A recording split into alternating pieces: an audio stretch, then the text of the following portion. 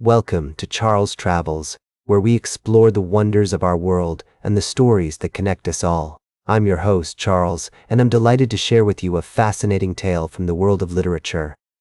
As we travel through the pages of books, we often find ourselves in unfamiliar lands, meeting people and cultures that broaden our perspectives and spark our imagination. But have you ever wondered why it's so rare to come across Chinese literature translated into English? It's a question that has puzzled many book lovers, including editor Zhang, who is on a mission to change that. Zhang's journey began with a simple yet profound realization. Despite the vast number of Mandarin Chinese speakers around the world, Chinese literature remains largely underrepresented in the English-speaking world. This isn't just a matter of language barriers.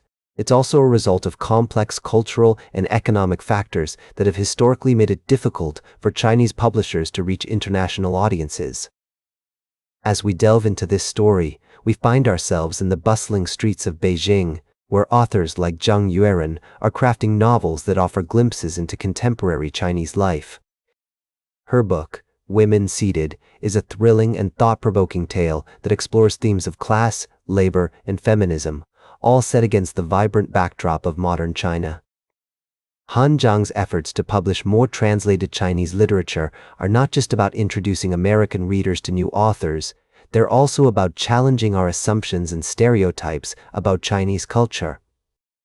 By sharing these stories, we can gain a deeper understanding of the complexities and nuances of life in China, and perhaps even discover some unexpected similarities with our own experiences. As we continue on this journey, we'll encounter more remarkable stories from around the world, each one a thread in the rich tapestry of human experience.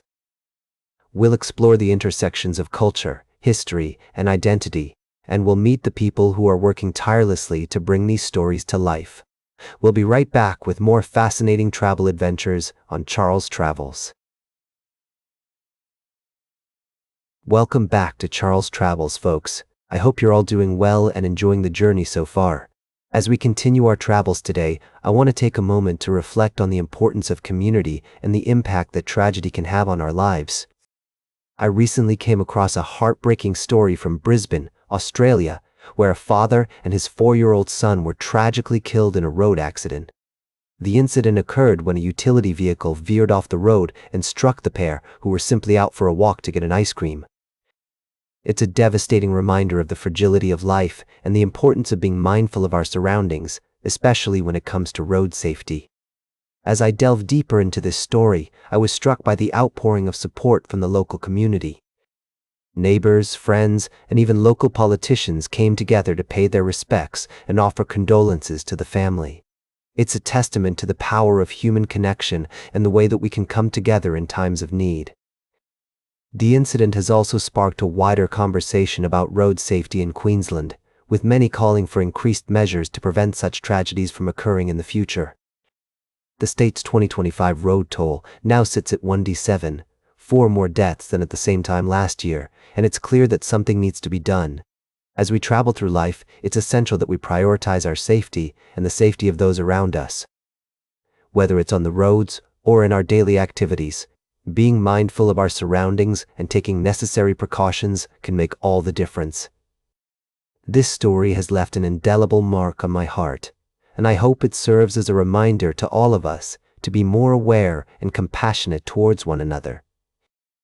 As we continue on our journey today, let's take a moment to appreciate the beauty of human connection and the importance of looking out for each other. Stay tuned for our final story of the day, right here on Charles Travels. Welcome back to Charles Travels, folks. As we wrap up another journey together, I want to leave you with a thought-provoking story that's been on my mind lately. You know, as travelers, we often talk about the importance of taking risks and disrupting our comfort zones. But today, I want to share with you a different perspective on disruption, one that challenges the conventional wisdom that it's always necessary for growth and innovation. As I've been traveling across the country, meeting people from all walks of life, I've noticed that the most creative and innovative individuals are often those who feel safe and supported in their environments. They're not afraid to take risks, not because they're reckless, but because they know they have a safety net to fall back on. I was reminded of this recently when I read about the story of IBM's turnaround under Lou Gerstner's leadership. When the company was on the verge of collapse, Gerstner didn't come in with a disrupt or die mentality. Instead, he made his first trip to IBM's research center, where he reassured the scientists that he was committed to supporting their work. He created a sense of safety and stability, which allowed them to feel empowered to take risks and innovate. Similarly, when Paul O'Neill took over as CEO of Alcoa, he made safety his top priority, not profits. And what happened? The company transformed into a record-setting success story. These leaders didn't achieve their goals by disrupting their organizations, but by making them feel safe enough to embrace change. Now, I know some of you might be thinking, but Charles, isn't disruption necessary for growth and innovation? And to that, I say, not always. In fact, research has shown that a disruptive environment can actually impede creativity and innovation. When people feel anxious or fearful, they're less likely to take risks and think outside the box. As Stanford social psychologist Mary C. Murphy points out, disruption can undermine the growth mindset that's necessary for supporting an innovative culture. And laboratory experiments have shown that performance goals can actually impair working memory, a key component of creative thinking. So, what's the takeaway from all this?